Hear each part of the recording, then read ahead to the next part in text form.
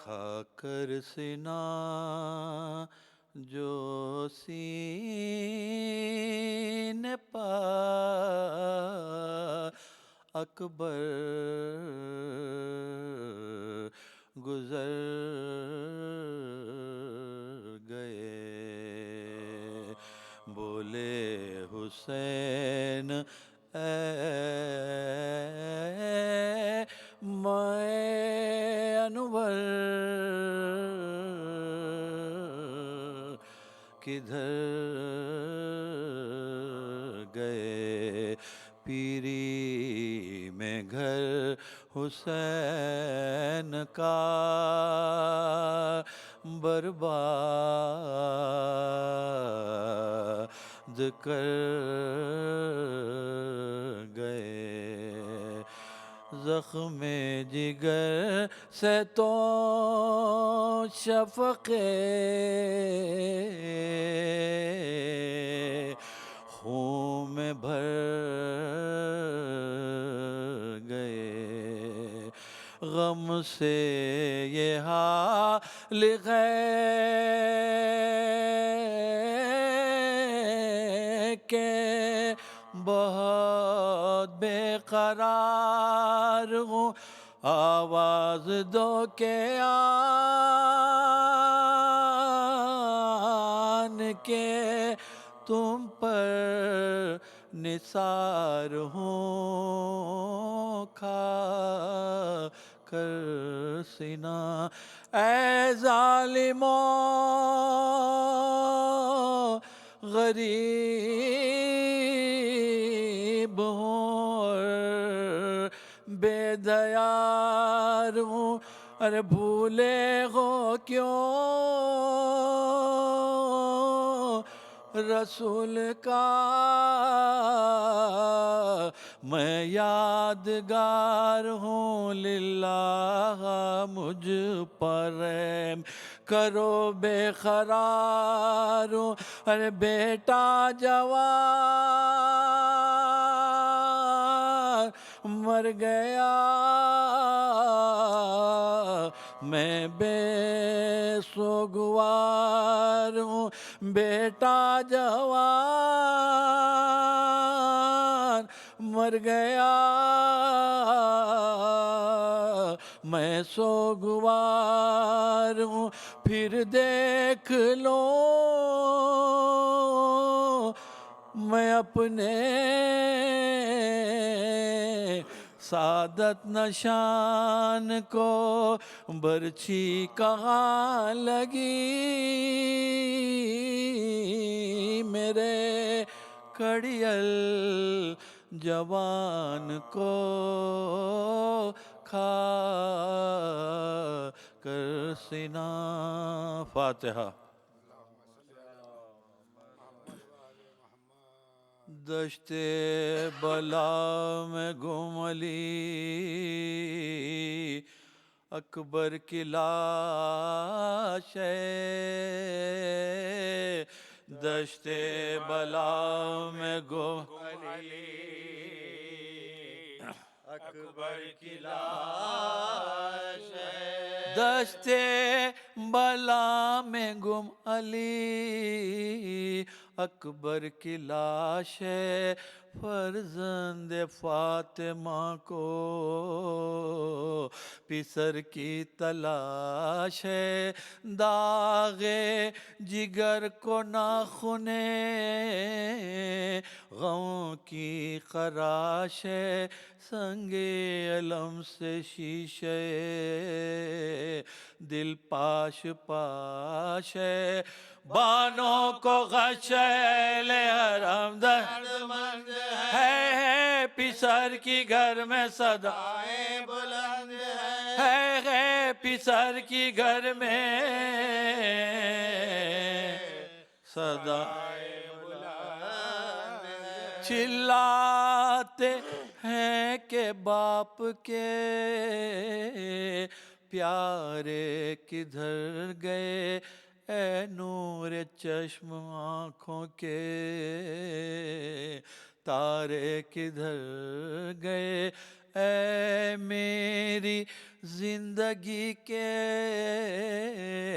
سہارے کدھر گئے، پہنچا کے مجھ کو گور کنارے کدھر گئے، اندھیرے اگر نہ تمہیں پائے گا پدر، آواز دو گے تم تو چلا آئے گا پدر، آواز دو گے تم تو چلا آئے گا پدر، روٹھے ہو کس لیے علی اکبر جواب دو، صدقے ہو باپ اے میرے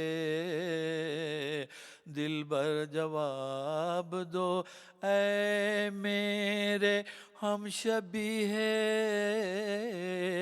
پیمبر جواب دو، تم سے بچھڑ کے زیست ہو کیوں کر جواب دو، جو راہ ہے تمہاری وہی اپنی راہ ہے، لازم رہے باپ کی حالت تباہ ہے، لازم رہے باپ کی حالت تباہ ہے، کس جا پر تم پڑے ہو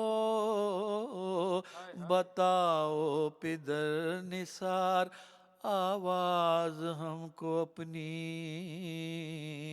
سناؤ پدر نثار، ہم گر پڑے ہیں آ کے اٹھاؤ پدر نثار، چھاتی سے پھر پدر کو لگاؤ پدر نثار، رخصت ہے اپنے گھر کو ذرا دیکھ بھالو، راشاغ ہاتھ پاؤں میں اکبر سنبھالو، راشاغ ہاتھ پاؤں میں اکبر سنبھالو، اب ہاتھ بھی پکڑ کے اٹھاتا نہیں کوئی، رونے پہ میرے رحم بھی کھاتا نہیں کوئی، یوسف کی میرے شکل دکھاتا نہیں کوئی، بیٹا تمہاری لاش بیٹا تمہاری لاش بتاتا نہیں کوئی، حالت ہماری کاہے کو دیکھی ہے آپ نے، تم کو خیال ہوگا قبر لینا، جب آپ نے تم کو خیال ہوگا خبر لینا باپ نے، اے عرض کربلا میرا دلبر کدھر گیا، اے دشت نینوا میں انور کدھر گیا، مقتل سے ہم شبیہ پیمبر کدھر گیا، اے نہر القمالی اکبر کدھر گیا، نکلا ہوں میں شہید پسر کی تلاش کو، بتلا مجھے میرے درے کی لاش کو، بتلا مجھے میرے درے ایکتا کی اے فوج ظلم بانوں کے دلبر کو کیا کیا، بے کس کو تشنا کام کو بے پر کو کیا کیا، اے ظالموں شبیہ پیمبر کو کیا کیا ملتا نہیں میرے علی اکبر کو کیا کیا للہ دو پتہ کے بھٹکتے ہیں راہ میں شاید گرا دیا میرے یوسف کو چاہنے شاید گرا دیا میرے یوسف تم نے بلا کے گھر سے نہ میرا ادب کیا مہمان پا بے وطن پا ستم بے سبب کیا بے جان بھتیجے بھانجوں کو تشنہ لب کیا فرزند نوجوان کو بھی فرزند نوجوان کو بھی مارا غضب کیا اب دشمنی کرو نہ شے مشرقین اب دشمنی کرو نہ شے مشرقین سے بچھڑے ہوئے پسر کو ملا دو حسین سے بچھڑے ہوئے پسر کو ملا دو حسین سے دشت بلا میں گھوم لی اکبر کی لاش ہے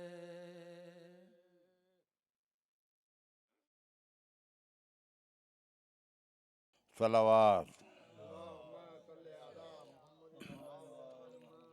اعوذ باللہ من الشیطان الرجیم بسم اللہ الرحمن الرحیم الحمد للہ الذی ہدانا لہذا وما كنا لنهتدي لولا ان هدانا الله لقد جاءت رسل ربنا بالحق الصلاة والسلام على النبي الأمي القاسم لما سبق والفاتح لمن غلق المعلن الحق بالحق أبي القاسم محمد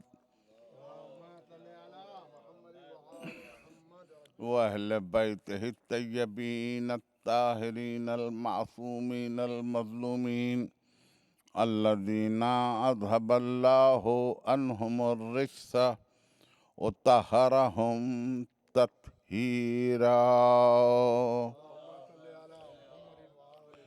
أما بعد فقد قال الله سبحانه وتعالى في محكم كتابه الحكيم أم يحسدون الناس على ما آتاهم الله من فضله فقد آتينا آل إبراهيم الكتاب والحكمة وآتيناهم ملكا عظيما صلوات عزیزان گرامی کتاب حکمت اور ملک عظیم کے تعلق سے ارشاد ہونے والی اس آیت کے ضمن میں یہ چھٹی تقریر آپ کی سماعت کے لیے ہدیہ ہے۔ گزشتہ جن مجلسوں میں آپ کی خدمت میں جو کچھ بھی عرض کیا گیا وہ یقیناً آپ کے ذہن عالی میں محفوظ ہوگا۔ کل کی تقریر میں ہم اس مقام تک پہنچ گئے تھے کہ نعمت عطا ہے اور نقمت سلب کر لینا، عطا کو سلب کر لینا، کھینچ لینا، واپس لے لینا، اسے محروم کر دینا، یہاں تک ہم پہنچ گئے۔ پھر آخری جملہ جو میں نے کل کی تقریر میں آج کے تسلسل کے لیے عرض کیا تھا وہ یہ کہ انسانیت بے سہارا زندگی نہیں گزار سکتی۔ انسان چاہتا ہے کہ وہ کسی سہارے کے ساتھ زندہ رہے. ابھی گزشتہ مہینے میں کچھ انہی دنوں میں حج گزرا. ذی الحج کا مہینہ تھا اور یہ میں کہہ سکتا ہوں کہ اس میں بہت ساری ایسی تاریخیں آئیں جس میں صرف نہ ہم بلکہ عالم انسانیت مصروف رہی. لوگ گئے، حج کے لیے گئے، اور کعبہ ایک مرکز رہا عالم اسلام کے لیے. ابھی تو میں آپ کو کچھ تفصیلات دیتے ہوئے پھر میں اپنے اس جملے تک آ جانا چاہتا ہوں. مرکز رہا تو کسی کے لیے کسی نے دیوار کعبہ کو تھاما، کسی نے غلاف کعبہ کو تھاما، کسی نے حجر اسود کو چوما، کسی نے مقام ابراہیم پہ اپنے آپ کو رجوع کیا، کوئی صفا و مروہ کے درمیان چلتے ہوئے اس کو اپنا سہارا سمجھا. پھر سارا عالم اسلام آیا منا میں، منا سے چلا، پھر وہ عرفات کے میدان میں پہنچا. پورا عالم اسلام پورا. یہ اور بات ہے کہ اس سال شاید تعداد محدود رہی ہو، ورنہ تو 20 لاکھ سے زیادہ مسلمان عرفات تک پہنچتے ہیں. کہ اگر انہوں نے ایک لمحہ بھی وہاں عرفات میں گزار لیا تو ان کا حج ہو گیا. انہیں خطبہ حج کو انہوں نے سنا وہاں مسجد نمرہ میں. ایک عجیب بات ہے، میں برسبیل تذکرہ یہ کر رہا ہوں کہ شاید عالم اسلام کے لیے یہ واحد موقع ہوتا ہوگا کہ ظہر اور عصر وہ ایک ساتھ ادا کرتے ہیں. تو ظاہر ہے کہ وہ اسی لیے ادا کرتے ہیں کہ سنت نبوی ہے، سرکار رسالت نے ادا کی تھی، تبھی تو کرتے ہیں. بہرحال یہ ایک بات میرے ذہن میں آئی تھی، میں نے سوچا کہ یہ میں سناتا چلوں. وہاں سے عالم اسلام نکلا، آیا منا میں داخل ہونے سے پہلے مزدلفہ میں انہوں نے نوکدار رنگین کنکریاں چنی آنے والے دنوں کے لیے. ان کی توجہ اس پر بھی رہی، کوئی گوشہ چھوٹ نہ پائے، اس لیے انہوں نے وہ بھی کیا. پھر وہ منا میں پہنچے، انہوں نے چاہا کہ برائیوں کو دفع کیا جائے، انہوں نے وہ بھی کیا. پھر آئے، کسی نے طواف نساء کیا، کسی نے طواف وداع کیا. بہرحال پھر کعبے کو تھاما، پھر غلاف کعبہ کو تھاما. میں ابھی ظاہر ہے کہ میں تو باتیں کر رہا ہوں کعبے کی، ابھی میرا ذہن شاید گیا ہو، آپ کا بھی گیا ہوگا. میں مولود کعبہ کی بھی گفتگو نہیں کر رہا ہوں کہ کون کس کے لیے سہارا بنتا ہے، ابھی میں وہ گفتگو میں نہیں ہوں.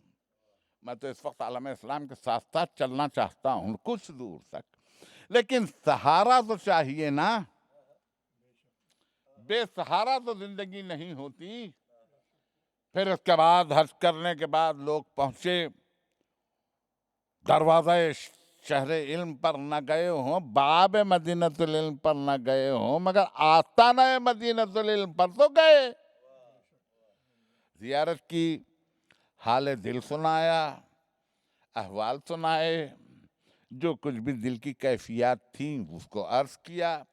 یقیناً کسی نے نثر میں نعت پڑھی ہوگی، کسی نے نظم میں نعت پڑھی ہوگی، کسی نے زیارت پڑھی ہوگی، کسی نے سلام کیا ہوگا، کسی کو عربی نہ آتی ہوگی تو اس نے بھی اپنا دل کھول کے وہاں رکھ دیا ہوگا دہلیز نبوت پر.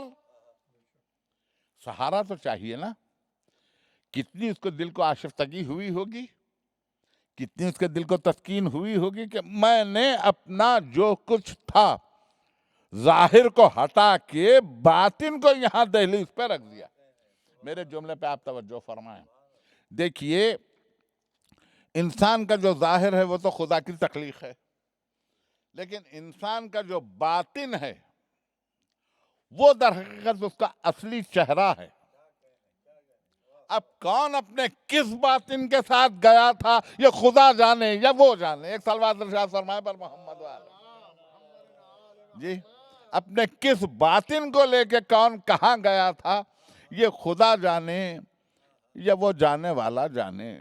مجھے اس درمیان میں کوئی فصل بننے کی یا نتیجہ نکالنے کی کوئی ضرورت نہیں ہے، لیکن عرض کرنا یہ ہے کہ آج کی اس تقریر میں میں چاہتا ہوں کہ 2-4 دقیقے کچھ آپ سوچتے چلیں، کچھ میں سوچتا چلوں۔ آپ کی ترقی یافتہ فکر مجھ سے بہتر نتائج نکال سکتی ہے۔ آپ کا مطالعہ وسیع ہے۔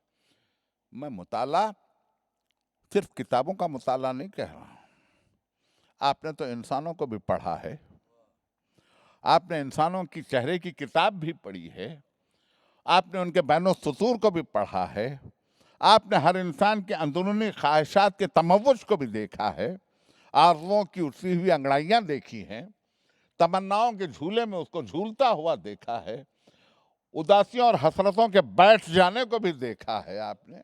تو آپ نے تو انسان کی کتاب، چہرے کی کتاب پڑھی ہے، جب تک دلچسپ کتاب۔ تو میں ان انسانوں کے ہجوم میں،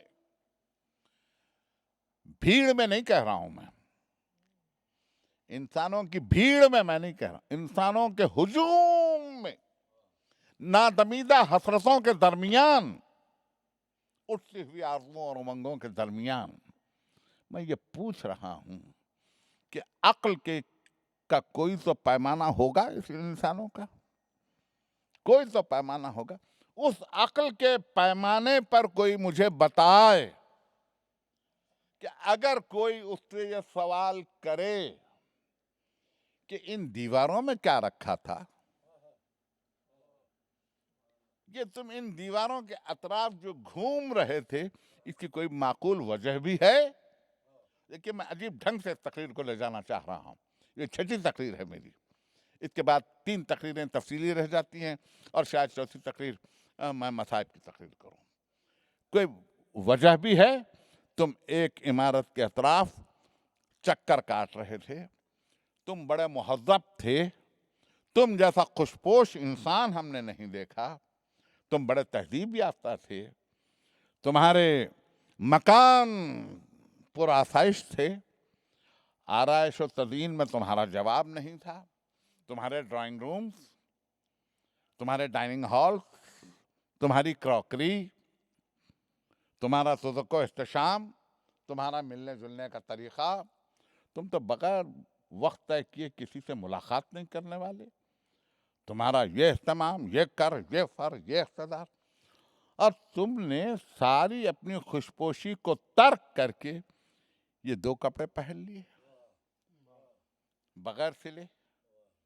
تو یہ تو بتلاؤ کہ اس کی کوئی معقول وجہ بھی ہے جو عقل اس کو تسلیم کر لے، اس کی کوئی وجہ بھی ہے؟ تو ظاہر ہے۔ اب پھر یہ پوچھے کہ یہ تم 2 پہاڑیوں کے بیچ میں ادھر سے ادھر، ادھر سے ادھر آ رہے تھے اور کبھی کبھی اپنے کندھوں کو اچھال بھی رہے تھے، اس کی عقلی دلیل کیا ہے؟ یہ کس حد تک معقول ہے؟ میں نہیں جانتا کہ کون سا انسان کیا جواب دے سکتا ہے، نہ مینا پہ دے گا، نہ مزدلفہ پہ دے گا۔ ایک پلر ہے ایک پہاڑی پر، عرفات میں ہے، ایک سنگل پلر ہے، نو کنسٹرکشن، کوئی عمارت نہیں ہے، کچھ نہیں ہے، میدان ہے، وہاں کھڑے تھے تم، زار و خطا رو رہے تھے، تمہارے دونوں ہاتھ بلند تھے، تو کیا تم کو صرف خدا وہیں مل رہا تھا؟ خدا کہاں تھا، کہاں نہیں تھا؟ تو اس کی کوئی معقول وجہ ہے؟ اور تم ایک پتھر کے ستون پہ کنکریاں مار رہے تھے اور مسلسل اس پر لعنت بھیج رہے تھے۔ یہ تو بتاؤ کہ پتھر کو پتھر مارنے سے کیا ملتا ہے؟ کوئی عقلی وجہ ہے اس کی؟ تو ظاہر ہے میں یہ کہہ سکتا ہوں کہ ہر چیز انسان معقولات کی بنیاد پہ دلیل تو شاید نہ پیش کر سکے، ہر چیز پر پورا عالم اسلام اس وقت میری نگاہ میں نہ پیش کر سکے، لیکن وہ یہ ضرور کہے گا کہ اس پر ہم مباحثہ تو نہیں کرتے، لیکن یہ ضرور ہے کہ یہ کسی نے ہم کو کرنے کے لیے کہا ہے، اس نے کر کے دکھایا ہے، اس نے یہ راہ دکھلائی ہے، اس نے یہ راہ سمجھائی ہے، اس نے ہم سے کہا ہے، ہم اس کے پیروں ہیں، ہم اس کی اطاعت کرتے ہیں، ہم اس کا اتباع کرتے ہیں، اس کے ہر عمل کو ہم اپنا عقیدہ سمجھتے ہیں۔ میں پہنچا سکا آپ کو کہ اس کو ہم اپنا عقیدہ سمجھتے ہیں، عقیدے پر کوئی سوال نہیں، کوئی جواب نہیں۔ میں کس لفظ تک آپ کو لے گیا، کس لفظ تک آپ کو میں لے، ہمارے لیے ہمارا عقیدہ اور وہ عقیدے پر ہم کو لے جانے والا سب سے اہم ہے، وہی ہمارا سہارا ہے، وہی ہمارا سہارا ہے، اور اس سہارے کے بغیر ہماری زندگی تو کجا، خود ہم نہیں رہے، خود ہم نہیں رہ پائیں گے، ہم ایک بے چہرہ شخص ہو جائیں گے۔ اس طرح سے یہ جو ہمارے عقائد ہیں یہ وہیں سے ہم تک آئے ہیں، یہ ہمارے رجوع کا باعث ہے کہ ہم ان تک پہنچ سکیں، اس پر عقلی دلائل نہ ہوں۔ اسی طرح سے یہ مجلسیں، یہ ماتم، یہ مرثیے، یہ منقبتیں، یہ نعت گوئی، یہ سب کا سب اس بارگاہ تک ہم کو متوصل کرتی ہیں، اس بارگاہ تک ہم کو پہنچاتی ہیں جس بارگاہ کے لیے نبی اکرم نے کہا تھا کہ انا و علی من نور واحد، میں پہلی دوسری تقریر کے درمیان میں پہنچ گیا۔ اب اس کے بعد جب نعمتوں کا سلسلہ ہو، اب میں آیت مسلسل کر دوں آپ کو اس تقریر میں کہ یثبت اللہ الذین آمنوا بالقول الثابت فی الحیات الدنیا و فی الآخرہ ویضل اللہ الظالمین ویفعل اللہ ما یشاء الم تر الی الذین بدلوا نعمت اللہ کفرا، دیکھا تم نے ان لوگوں کو جو اللہ کی نعمتوں کو کفر سے بدل دیتے ہیں اور ساری قوم کو جہنم کے کنارے پہنچا دیتے ہیں۔ یہاں ایک آدھ ثانیہ کے لیے میں رکوں اور یہ عرض کروں کہ پروردگار بے شک نعمت تو نے دی تھی، میں نے کفران نعمت کیا، مجھے جہنم کے کنارے پہنچا، مجھے ڈال جہنم میں، یہ پوری قوم کیوں جائے جہنم میں؟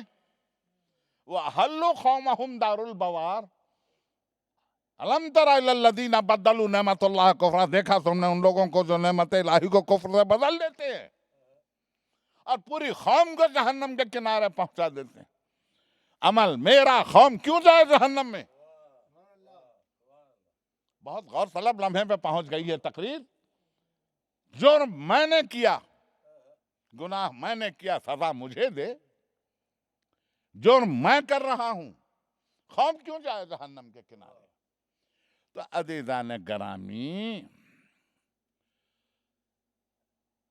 کوئی نعمت کا کفران ایسا بھی ہے، کوئی نعمت ایسی بھی ہے کہ جس کا کفران کرنا ایک مرض ہے، ایک بیماری ہے، ایک دل کا مرض ہے، ایک قلب کا مرض ہے، ایک روح کو بیمار کرتا ہے، ایک پورے نظام کو معطل کر دیتا ہے۔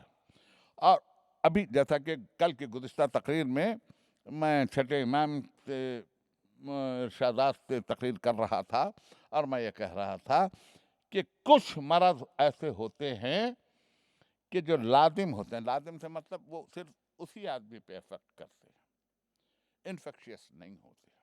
بلڈ پریشر وہ صرف اس کے حد تک کے ہے. بلڈ پریشر ایک آدمی سے دوسرے آدمی کو نہیں لگتا. ڈائبٹس اٹس اے مس مینجمنٹ, وہ ایک آدمی سے دوسرے آدمی کو نہیں لگتا. کارسینوما کینسر لازم ہے, ایک آدمی سے دوسرے آدمی کو نہیں لگتا. یہ خون کے خلیوں کا مرض ہے. لیکن کچھ مرض ایسے ہوتے ہیں جو جس کو لاحق ہوتے ہیں صرف اسی کو ہوتے ہیں, وہ پہلو میں بیٹھنے والے کو بھی متاثر نہیں کرتا. بات غور سے آپ مجھے سنیے. لیکن کچھ مرض ایسے ہوتے ہیں جو اتنے انفیکشیس ہوتے ہیں کہ وہ گھر کو متاثر کرے, پھر پڑوس کو متاثر کرے, پھر محلے کو متاثر کرے, پھر شہر کو متاثر کرے, پھر اطراف کو متاثر کرے, پھر اکناف کو متاثر کرے, ماحول کو متاثر کرے, معاشرے کو متاثر کرے, قوم کو متاثر کرے. وہ اہلو قومہم دار البوار, اور پوری قوم جہنم کے کنارے پہنچ گئی. ایک صلوات ارشاد فرمائے بر محمد و آل محمد. تو کچھ مرض ایسے ہیں آپ کی نظر میں ہیں, مجھے ان امراض کی تفصیل اور فہرست یہاں منبر پر پیش کرنے کی کوئی ضرورت نہیں ہے. انفیکشیس مرض ہیں, متعدی مرض ہیں. کبھی کبھی آپ نے یہ منظر بھی دیکھا ہوگا, اگر پہلے نہ دیکھا ہوگا تو اب دیکھا ہوگا. اب دیکھا ہوگا کہ ماں باپ کی لاشوں کو اولادیں دواخانوں میں چھوڑ کے ہٹ گئیں کہ ہم اس مرض کو اپنے گھر نہیں لے جانا چاہتے. اپنے اخباروں میں پڑھا ہے, اپنے ٹیلی ویژن کی نیوز میں دیکھا ہے یہ کہ بیٹا ماں کو بس اسٹینڈ پہ چھوڑ کر چلا گیا, زندہ ماں کو, یہ میں مرض گھر نہیں لے جانا. ماں کو جس نے ہر کروٹ بدلتے بدلتے بدلتے بدلتے اس کی پرورش میں کوئی دقیقہ فروغ گزاشت نہیں رکھا, کسی پہلو چین نہیں پایا, چھوڑ دیا. باپ کی لاش لینے سے انکار کر دیا, چھوڑ دیا. بھائی نے بھائی سے علیحدگی اختیار کر لی, قطع تعلق کر لیا. انفیکشن متعدی, صرف جان کا خوف تھا. کون سی جان؟ جس کا خود اس کو پتہ نہیں چلتا کہ کل تک ہوگی یا نہیں ہوگی. جی کون سی زندگی؟ یہ انسان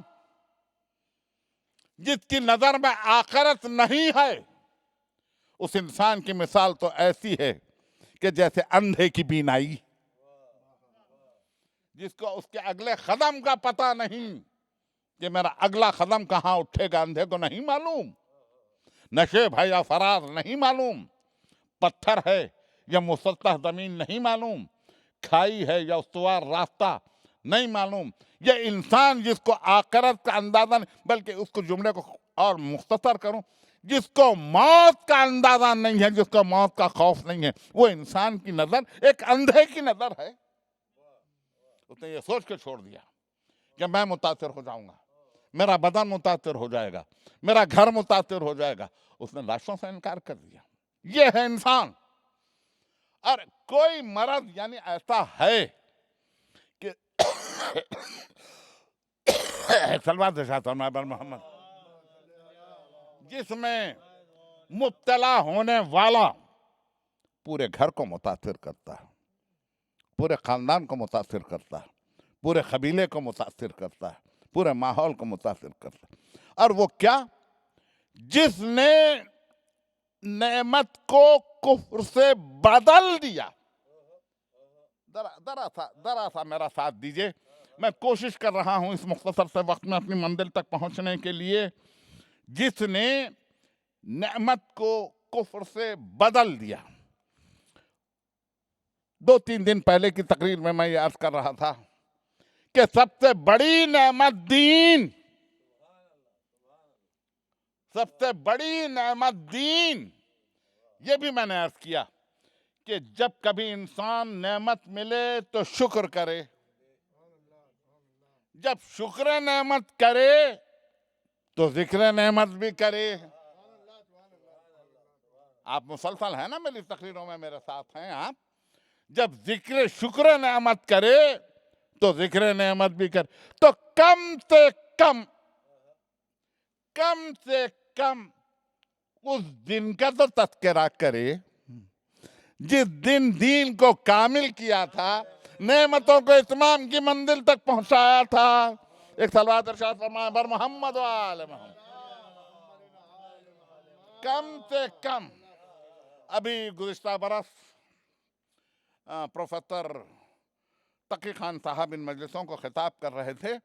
میری نظر سے ان کا وہ پرومو گزرا کہ جس میں وہ اپنی تقریروں کے سلسلے میں یہ کہہ رہے تھے.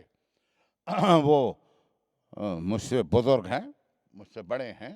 میں چاہتا ہوں کہ انہی کی بات کو کشید کروں, آگے لے جاؤں, میں انہی کی بات کو مسلسل کر دوں. وہ اپنے پرومو میں یہ کہہ رہے تھے کہ ہمارے لیے سب سے اہم ترین دن جس کے پیام کو ہماری رگ و جاں میں محسوس کرنا ہے, جس پیام کو ہمارے لہو کے ایک ایک بوند کے ساتھ رواں دواں کرنا ہے, جس پیام کو ہماری پہلی سانس سے لے کر آخری سانس تک مسلسل کرنا ہے, وہ غدیر ہے. میں ان کے میسیج کو ترقی دے رہا ہوں میں ان کے. تو کم سے کم اس دن کا تو تذکرہ کرے کہ جس دن دین کو کمال پہ پہنچایا, جس دن نعمتوں کو اتمام کی منزل پہ پہنچایا. ذرا سا میں آج بڑا اختصار کے ساتھ یہ چاہتا ہوں کہ آپ کے اندر موجود اس منظر کو ذرا سا میں واضح کر دوں. ظاہر ہے جو منظر آپ کے اندر محفوظ ہے وہی منظر میرے بھی اندر محفوظ ہے. تو ہم اپنے تمام مناظر کو ایک مرقع کر دیں, ایک زندہ تصویر بنا دیں کہ ذرا سا پیچھے چلیے. صدیوں کا فاصلہ آپ کے لیے کوئی اہمیت نہیں رکھتا. ایک اشارے سے صدیاں کھنچ کے آ سکتی ہیں, ایک اشارے سے آپ آگے کی صدیوں میں جا سکتے ہیں. ذرا سا کہ وہ قافلہ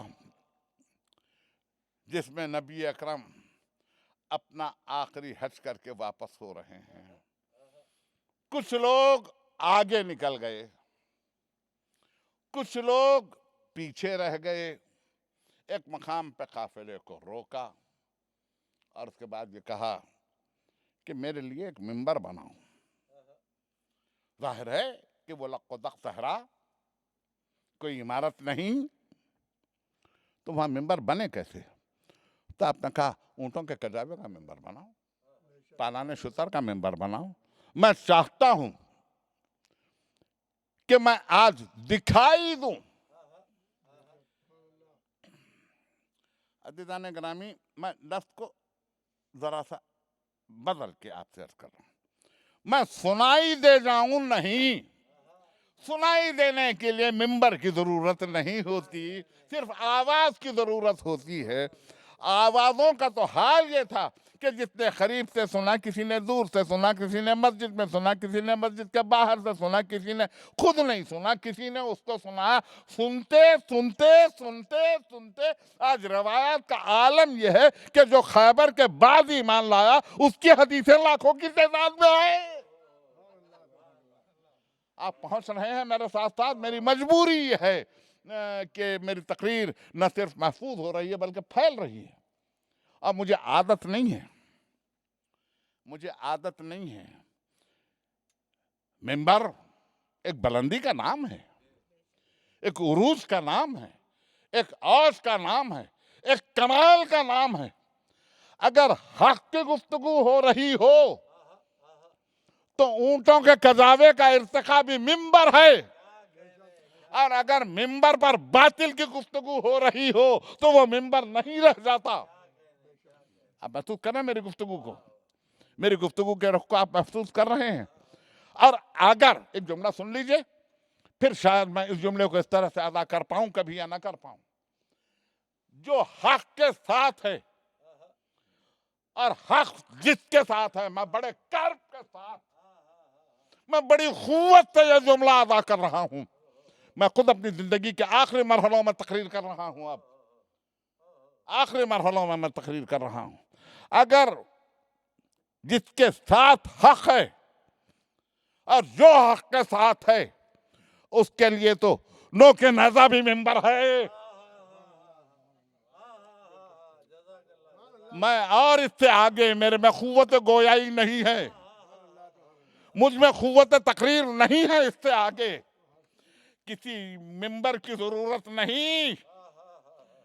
وہ اگر نو کے نیزہ پر بھی اس کا سر ہے تو نو کے نیزہ اس کے لیے منبر ہے. تاریخ اٹھا کے دیکھ لیجئے, تاریخ دیکھ لیجئے.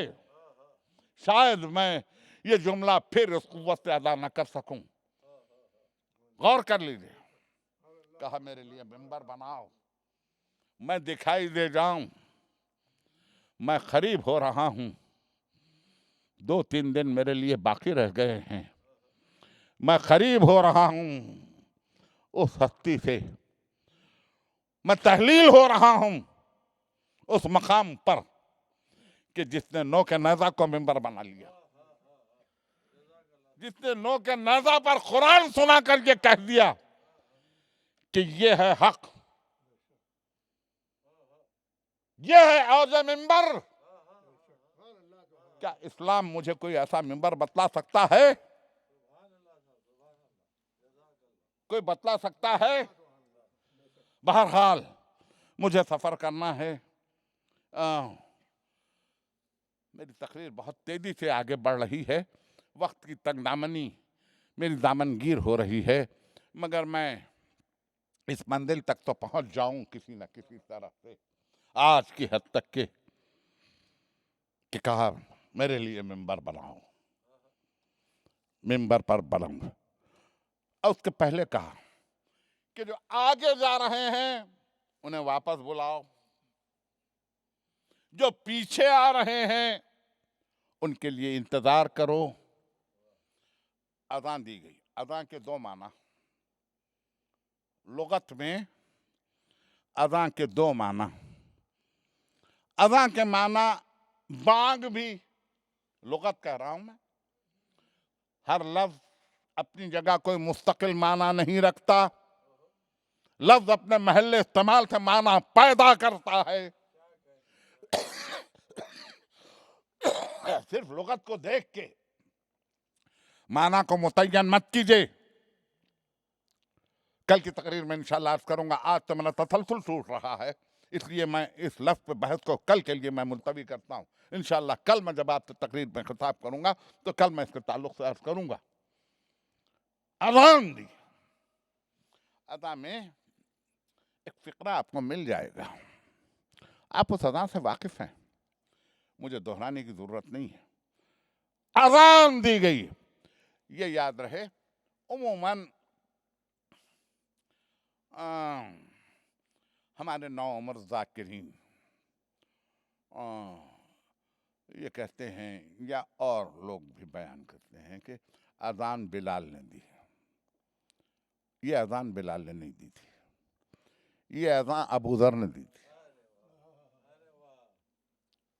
کس ابو ذر نے؟ جس کے لیے سرکار رسالت نے کہا تھا زمین پر آسمان نے کسی ایسی ہستی پر سایہ نہیں کیا جو ابو ذر سے زیادہ سچا ہو. میں کن کن منزلوں سے آپ کو لے کے چل رہا ہوں اس مختصر سی تقریر. ابو ذر نے اذان دی تھی. یہ میرا مطالعہ ہے, کسی اور کا مطالعہ اس کو مبارک ہو, مگر یہ میرا حاصل ہے. اگر اس کے پاس مستند ہو مجھے بتلا دے, میں اپنی تبدیلی کرنے کے لیے تیار ہوں. میں تو اس مقام ابو ذر نے اذان, سچے ابو ذر نے, صادق القول ابو ذر نے, حق گو ابو ذر نے, حق پسند ابو ذر نے, حق پرست ابو ذر نے. آپ سمجھ گئے؟ اذان دی تھی. اور فقرہ کیا تھا اس میں؟ حی علی خیر العمل, حی علی خیر العمل. اس خیر العمل کی ترکیب کو دیکھ لیجئے. آج کی حد تک میرے ساتھ اس خیر العمل کی ترکیب کو دیکھ لیجئے.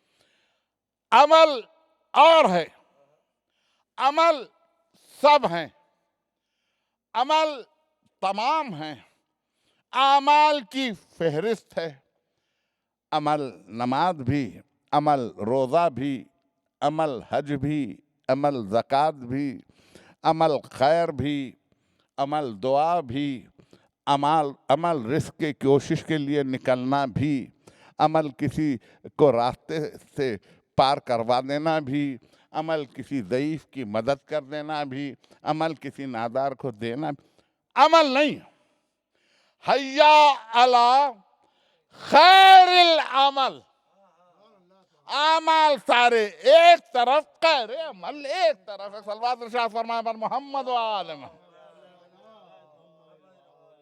حیا علی خیر العمل، حیا علی الصلاۃ کہہ چکے، حیا علی الفلاح کہہ چکے، حیا علی خیر العمل، عمل خیر، خیر العمل، سب اعمال سے خیر۔ لوگ آئے بہت اختصار کے ساتھ میں چل رہا ہوں۔ جب جمع ہو چکے سب تو نبی نے ادھر نگاہ ڈالی، ادھر نگاہ ڈالی، پوچھا کہاں ہے علی؟ کہاں ہے علی؟ علی ممبر کے بالکل پہلو میں ہے، علی ممبر کے ساتھ ہے، ممبر علی کے ساتھ ہے، ممبر ذکر علی کے ساتھ ہے، ذکر علی ممبر کے ساتھ ہے، جی ممبر کے پہلو۔ نبی نے اپنا ہاتھ بڑھایا، علی نے اپنا ہاتھ میں دیا۔ دیکھیے یہی تو میں عرض کر رہا ہوں، جو ہاتھ نبی کے ہاتھ میں تھا، جو نبی کے ہاتھ پر ہاتھ تھا، اس ہاتھ پر تو اللہ کا ہاتھ تھا نا۔ آئے تھے کن منزلوں سے تقریر گزر رہی ہے آج، پھر وہ ہاتھ کسی اور کے ہاتھ پر بیعت کیسے کرے؟ اندھی ہو جائے وہ آنکھیں جنہیں کسی اور کے ہاتھ پر علی کا ہاتھ نظر آیا۔ جی اندھی ہو جائے وہ آنکھیں کہ جس کو علی کا دست حق شناس نہیں، دست حق، جس کا دست حق کسی باطل پرست کے ہاتھ پر نظر آیا ہو۔ جی ہاتھ تھاما، علی اٹھے، پہلو پہ ممبر پر لیا۔ آپ سنتے ہیں یہ جملہ، مگر آج میں شرح کر رہا ہوں اس جملے کی۔ سب لوگ سنتے ہیں علی کو ہاتھوں پہ اٹھایا، لیکن اس کی شرح سن لیجیے۔ ممبر پر ساتھ لیا، ممبر پر کھڑے رہے، علی کو ساتھ لیا، ساتھ۔ میں پوچھوں علی کب ساتھ نہیں تھے؟ علی کب ساتھ نہیں تھے؟ کون سا لمحہ ہے نبوت کی زندگی کا جب علی نہیں تھے؟ علی ساتھ نہیں تھے۔ خود امیر المومنین فرماتے ہیں کہ میں نبی کے پیچھے پیچھے چلتا تھا جس وقت میں بچہ تھا۔ میں عالم انوار کی انگڑائیوں کی باتیں نہیں کر رہا ہوں، میں عرب کی پہاڑیوں اور گھاٹیوں کی باتیں کر رہا ہوں۔ دنیا نے تو یہ تو دیکھا ہوگا کم سے کم، یہ تو دیکھا ہوگا کم سے کم، ورنہ تو انا والی من نور واحد آپ کے روبرو ہے، آپ کے سامنے ہے، آپ کی سماعتوں میں ہے۔ میں اس کے پہلو میں، اس کے بعد کھڑے ہوئے خطبہ انشاء فرمایا۔ اعوذ باللہ من الشیطان الرجیم، بسم اللہ الرحمن الرحیم، الحمدللہ الذی علا فی توحدہ ودنا فی تفردہ وجل فی سلطانہ وعظم فی ارکانہ واحاط بکل شیء علما وہو فی مکانہ وقہر جمیع الخلق بقدرتہ وبرہانہ ومجیدا لم یزل محمودا لا یزال باری المسموکات وداجی المدہوات وجبار الارضین والسماوات سبوح قدوس رب الملائکۃ والروح۔ اس خطبے کے ارتقاء پہ علی کھڑے تھے، روبرو کیا، غور سے سنیے مجھے، روبرو کیا، ہاتھوں پہ اٹھایا اور اس کے بعد کہا من کنت مولا ہو فہذا علی مولا۔ عالم اسلام میں حدیث کی کون سی کتابیں ایسی ہیں جس میں یہ تذکرہ غدیر نہیں ہے؟ جس میں یہ تذکرہ نہیں ہے وہ کون سی کتابیں ہیں؟ وہ بتلائیں تو صحیح، وہ بتلائیں تو صحیح۔ سب نے لکھا، سب نے لکھا، لیکن کیا کیا؟ کیا کیا؟ مولا کے معنی بدل دیے۔ آج ان حقیقت افروز باتوں کو میں محفوظ کروا رہا ہوں۔ کسی نے کہا مولا کے معنی یہ، کسی نے کہا مولا کے معنی وہ، کسی نے کہا مولا کے معنی یوں، کسی نے کہا، حتیٰ یہ کہ وہ لفظ بھی لغت میں لکھ دیے جو آپ کو زیب نہیں دیتے، وہ بھی لکھ دیے۔ اب میں کیا عرض کروں؟ میں تو ممبر سے کم نسب لوگوں کا تذکرہ کرنے کا عادی نہیں ہوں، اس لیے کہ طہارتوں کی بلندیوں سے نجاستوں کی پستیوں کا تذکرہ زیب نہیں دیتا، اس سے زبان غیر طاہر ہو جاتی ہے، غیر طاہر ہو جاتی ہے۔ کیے 2-3 دن کی پہلی کی تقریر میں عرض کر چکا ہوں کہ بیعت کیسے ہوئی، دہراؤں گا نہیں، لیکن یہ آخری جملہ آج کی تقریر کا وہ ہے فقط کہ قافلے کو 3 دن روکا، 3 دن روکا۔ یہ وہ جنکشن تھا، غدیر وہ مقام تھا جہاں سے شام کے راستے الگ ہو جاتے تھے، حجاز کا راستہ الگ ہو جاتا تھا، ترکی کا راستہ الگ ہو جاتا تھا، عراق کا راستہ الگ ہو جاتا تھا۔ یہ ایک ایسا مقام تھا جہاں سے راستے مختلف مقامات کو جاتے تھے، لوگ ان راستوں پر چل پڑے تھے، بکھر گئے تھے، ان کو جمع کیا، 3 دن روکا۔ وہ دور کو دیکھیے، ام یحسدون الناس علی ما آتاہم اللہ من فضلہ فقد آتینا آل ابراہیم الکتاب والحکمت۔ میں حکمت پہ گفتگو کرنا چاہتا ہوں، 2-3 دقیقے کروں گا، پھر آگے اگلی تقریر ہوں۔ حکمت دیکھیے نبوت کی۔ اس دور میں ترسیل کے یہ وسائل نہیں تھے جو آج ہیں۔ میں یہاں بات کر رہا ہوں، بیک وقت دنیا کے میں ہر گوشے میں سنا جا رہا ہوں، اس وقت میں سنا جا رہا ہوں۔ جب میری یہ تقریر نشر ہو رہی ہے، ٹیلی کاسٹ ہو رہی ہے، تو میں انٹرنیشنل ہوک اپ پر ہر جگہ دیکھا جا رہا ہوں۔ یہ آج کی ترسیل کی ترقی ہے، ترقی ہے۔ یہ اس زمانے میں تو نہیں تھی، لیکن یہ حکمت نبوی ہے، یہ حکمت نبوی ہے۔ روکا تو جو عراق والے تھے، ظاہر ہے حج کو آئے تھے، اپنا سب کچھ تج کے آئے تھے، اپنا سب کچھ چھوڑ کے آئے تھے، اہل و عیال کو ودا کر کے آئے تھے، رخصت کر کے یہ کہہ کے آئے تھے جو آ جاؤں تو آ جاؤں، جو نہ آؤں تو میں اللہ کی راہ میں گیا۔ یہی سب کہہ کے آئے تھے۔ ہمارے ہندوستان سے بھی جب لوگ حج کو جاتے تھے تو یہی کیفیت تھی، یہ کہہ کے جاتے تھے۔ 6 مہینے کا سفر ہوا کرتا تھا، آج کی طرح تھوڑا ہی کہ سب کچھ یہ کہہ کے گئے کہ بھئی یہ کاروبار ابھی رہنے دو، میں وہاں سے جا کے واپس آؤں گا، ابھی 7ویں دن آ رہا ہوں، آ کے سب دیکھوں گا، اور نہ ہوں تو آن لائن تو ہوں، ٹیلی فون پر تو ہوں، واٹس ایپ پر تو ہوں، انسٹاگرام پر تو ہوں، فیس بک پر تو ہوں۔ تو دنیا کے ساتھ زیادہ ہے انسان، خدا کے ساتھ کم۔ آپ محسوس کر رہے ہیں میری گفتگو کو؟ رکھیو غالب مجھے اس تلخ نوائی سے معاف، آج کچھ درد میرے دل میں سوا ہوتا ہے۔ آج سب کچھ تو یہی ہو گیا نا، اس زمانے میں تو نہیں تھا، اس زمانے میں تو نہیں تھا۔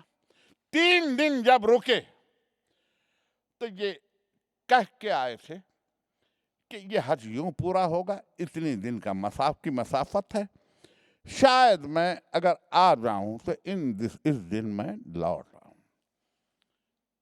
تو لوگوں نے کہا کہ بھئی حج کے قافلے آنے والے ہیں، وہاں سے اب حج ختم ہوا، وہاں سے اب لوگ چلے ہوں گے، یہ پہلی منزل، یہ دوسری منزل، یہ تیسری منزل، یہ 7ویں منزل، یہ 8ویں منزل، یہ شہر سے پہلے کی منزل، یہ شہر میں آنا ہے۔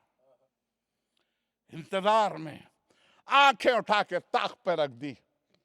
बच्चों ने इंतजार किया, अहले खाना ने इंतजार किया, पड़ोसियों ने इंतजार किया। बड़ी बरकत आ रही है, नबी के साथ हज करके आ रहा है।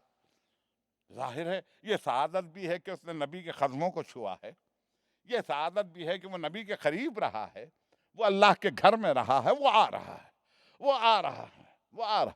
काफिला नहीं आया, काफिला वक्त मुकर्रर पे नहीं आया। पड़ोसियों ने पूछा, आने वाले थे, आए? कहा नहीं आए। अहले मोहल्ला ने पूछा, आने वाले थे, आए? कहा नहीं आए। गांव वालों ने पूछा, कबीले वालों ने पूछा, शहर वालों ने पूछा, आए? तो कहा नहीं आए। बाजारों में चर्चा हुआ कि काफिला आने वाला था, नहीं आया, नहीं आया। एक दिन गुजरा, नहीं आया। दूसरा दिन गुजरा, किसी की आंखों में आंसू तैर रहे हैं, बाबा नहीं आए। किसी की आंखों में कतरे झिलमिला रहे हैं सितारों की तरह, भाई नहीं आया मेरा। इंतजार की घड़ियां बढ़ रही हैं। जैसे जैसे इंतजार बढ़ रहा है, वैसे वैसे ख्यालात की वहशत और गरानी बढ़ रही है। आंखें लगी हुई हैं उफक पे कि वो आया काफिला, कि वो आया काफिला, कि वो, मगर काफिला नहीं आया। उफक सुनसान है, शाम खामोश है, सितारे पता नहीं दे रहे हैं। 3 दिन के बाद यकायक उफक से गर्द काफिला नमूदार हुई। तो किसी ने दौड़ते हुए चरवाहे ने आके खबर दी, अभी अभी मैंने टीले पर से देखा है एक काफिला आ रहा है। लोग निकले, कहा कि काफिला आ रहा है, सुनते हैं हज का काफिला आ रहा है। वो आया काफिला, वो करीब हुआ, वो ऊंटों की गर्द उठी, वो अब चेहरे नजर आ रहे हैं ऊंटों के, वो सारबान दिखाई दे रहा है मेहार को थामे हुए।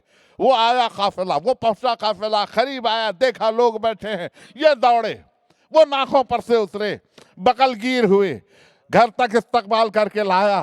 धूम मची कि आ गए, वो लोग आ गए। जब आ गए, शाम में चौपाल बिछी, हाजी को वहां बुलाया गया, उसके कदम चूमे गए कि तू मक्के की जमीन से आ रहा है, मदीने के खाके शिफा लेके आ रहा है, नबी के हाथों को बोसा दे के आ रहा है, ला हम तेरे हाथ चूमे, पांव चूमे। और उसके बाद फौरन पूछा, इतनी देर क्यों हुई? आ चुका मैं तकरीर के अख्ताम के करीब। इतनी देर क्यों हुई? तो कहा नबी ने रोक लिया था। पूरा वाकया सुनाया, यूं रोका, यूं जमा किया, यूं मिंबर पे तुलू हुए। उधर सूरज निस्फ़ुन नहार पर था, इधर नबी निस्फ़ुन नहार जी। और किसी को हाथों पे उठा के कहा कि मन कुन तो मौला हो फहादा अलियुन मौला। देखा आपने हिकमत नबी को कि कैसे विलायत का पैगाम आम किया, कैसे आम किया। बस 2 ही पैगाम हैं। हो चुकी मेरी तकरीर, मैंने रहमत दी, मैं रोज रहमत दे रहा हूं आपको। बस 3 दिन और है मेरे साथ आपके। 2 ही पैगाम, 2 ही पैगाम। कल अर्ज करूंगा, इसी जुमले से मैं तकरीर को मुसलसल करूंगा कि आवाज का बदन क्या है। कल की तकरीर, कल 7वीं तकरीर है मेरी, और कल अर्ज करूंगा आवाज का शबाब क्या है, आवाज की उठान क्या है, आवाज का उरूज क्या है, आवाज की खौस क्या है, आवाज की बुलंदी क्या है। कल अर्ज करूंगा जवानी क्या होती है आवाज की, कल अर्ज करूंगा, कल अर्ज कर। मगर मैं कहूं हर आवाज मेरी भी आवाज आज तो फजाओं में फैल रही है, मगर इसका बदन बिखर जाएगा कभी। किसी की आवाज महफूज नहीं रह सकती। कैसी कैसी आवाजें आपने भी सुनी, हमने भी सुनी। कैसी कैसी आवाजें, कैसे कैसे आवाजों के खम, कैसी कैसी आवाजों के खौफ बिखर गए, टूट गए। आवाज़ों के बदन पे खराशें आ गई, आवाज़ें बीमार हो गई। पहली चीज़ तो ये है कि बीमार लोगों की आवाज़ें यूं भी बीमार होती हैं, खत्म हो गई।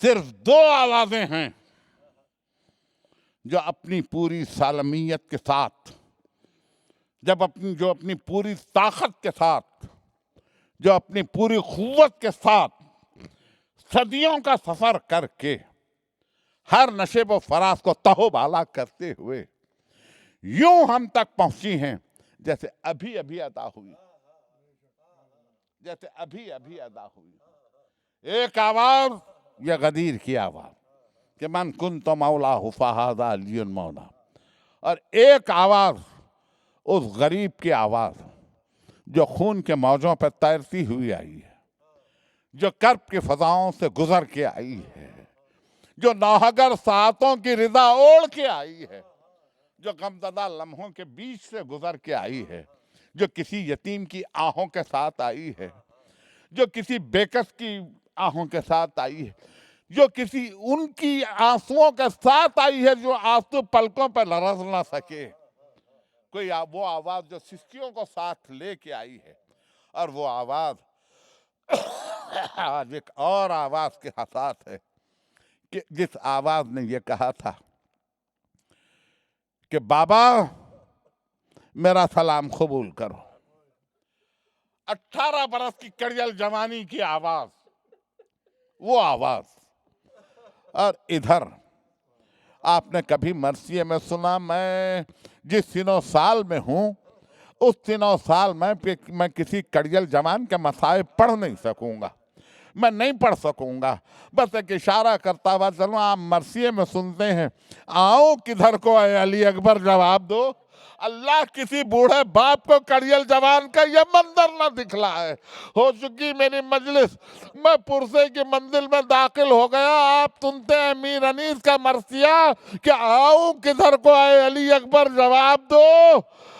चिल्ला रही है देवड़ी पर मादर जवाब दो, अकबर जवाब दो, मेरे दिलबर जवाब दो, बेटा बराए खालिक अकबर जवाब दो। बहनें खड़ी हैं दर पे तेरे इश्तियाक में, अकबर तुम्हारी मां न जिएगी फिराक। हो चुकी मजलिस, मैंने जहमत दी, हुसैन पहुंचे, कड़ियल जवान के करीब पहुंचे। सबसे बड़ी गुर्बत और मजलूमी हुसैन की ये है कि जब जवान बेटे ने आवाज दी, हुसैन के सामने आंखों में अंधेरा सा छा गया। जवान बेटा पुकार रहा है, बाबा मेरा आखिरी सलाम लो।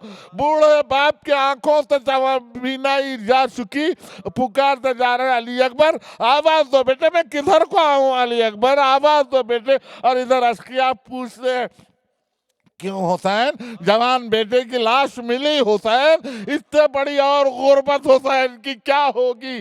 2 जुमले बस खत्म, मजलिस को तमाम करूं। आए खरीब आए, खुशबू सूंघी, देखा बेटा पड़ा हुआ। अब जो देखा, बूढ़े बाप ने देखा कि सीने पे दोनों हाथ हैं, बेटा एड़ियां रगड़ रहा है रेत पर, गर्म रेत पर करबला की।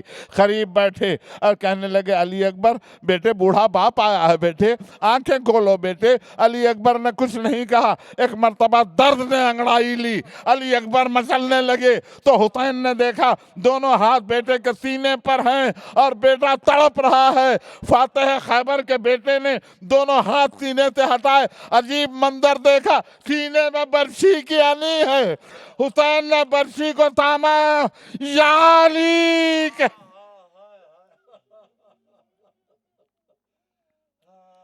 रब्बना तकब्बल मिन्ना इन्नका अंत समीउल अलीम। परवरदिगार जिक्र को कबूल फरमा, इन आंसुओं को शहजादी कौनैन की तस्कीन का सामान फरमा दे, सबको ज़ियारत हुसैन इब्ने अली से मुशर्रफ फरमा। मातम हुसैन हुसैन हुसैन। अकबर के सर को देख के नेज़े की नोक पर اکبر کے سر کو دیکھ کے نیزے کی نوک پر ہر کوئی پوچھتا تھا یہ عابد کو روک کر،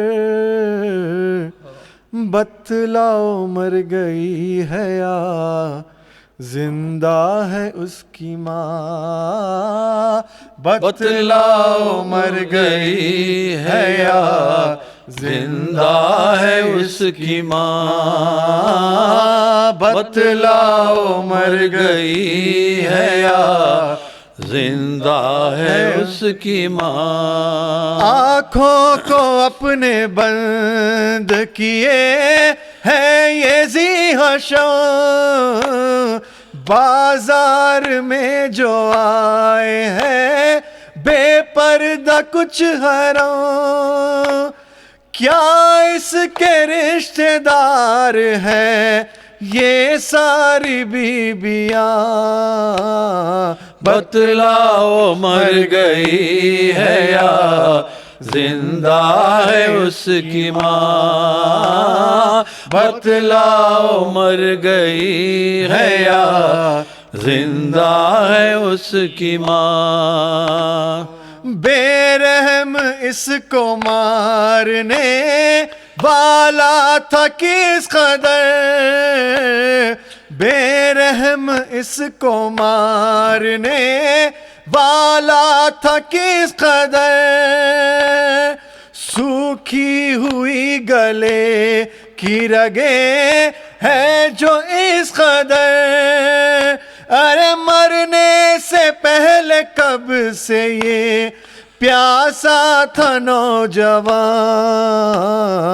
بتلاؤ مر گئی ہے یا زندہ ہے اس کی ماں، بتلاؤ مر گئی ہے یا زندہ ہے اس کی ماں۔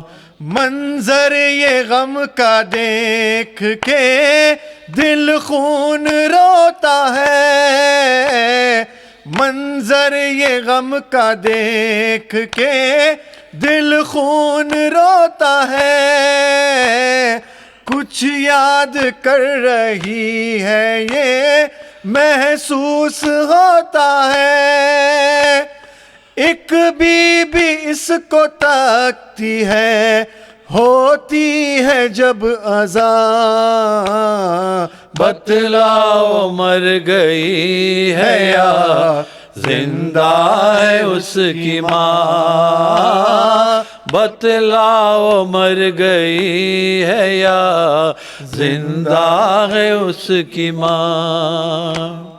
کیا دشمنی کسی کی تھی ایسے حسین سے، کیا دشمنی کسی کی تھی ایسے حسین سے، تھامے جگر زمین پہ آیا تھا زین سے، ارے سنتے ہیں اس کے سینے میں توڑی گئی سنا، بتلاؤ مر گئی ہے یا زندہ ہے اس کی ماں، بتلاؤ مر گئی ہے یا زندہ ہے اس کی ماں۔ سینے سے نیزہ ظلم کا نکلا ہے کس طرح، سینے سے نیزہ ظلم کا نکلا ہے کس طرح، دم نوجوان خاک پہ توڑا ہے کس طرح، ارے ماں نے کبھی نہ دیکھا ہو غربت کا یہ سما،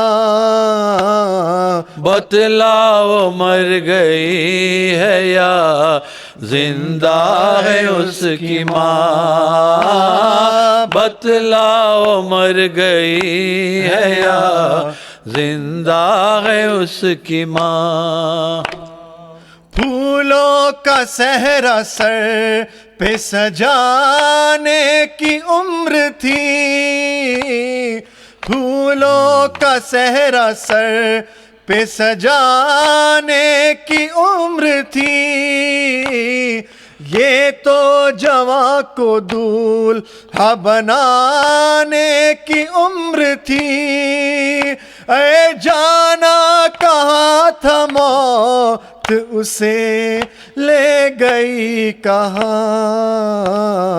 بتلاؤ مر گئی ہے یا زندہ ہے اس کی ماں، بتلاؤ مر گئی ہے یا زندہ ہے اس کی ماں، بتلاؤ مر گئی ہے یا زندہ ہے اس کی ماں۔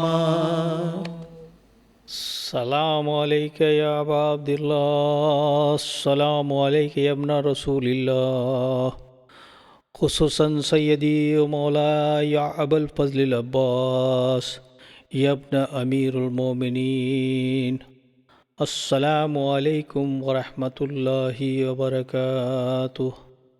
السلام علیکہ یا غریب الغرباء، السلام علیکہ یا معین الضعفاء والفقراء، السلطان یا ابو الحسن علی ابن موسی الرضا، السلام علیکم ورحمۃ اللہ وبرکاتہ۔ السلام علیکہ یا صاحب العصر والزمان، السلام علیکہ یا شریکۃ القرآن، الامان الامان الامان من فتنة الزمان، عجل اللہ تعالی فرجک وسهل اللہ تعالی مخرجک وظہورک۔ السلام علیکم ورحمۃ اللہ وبرکاتہ۔ اللہم صلی علی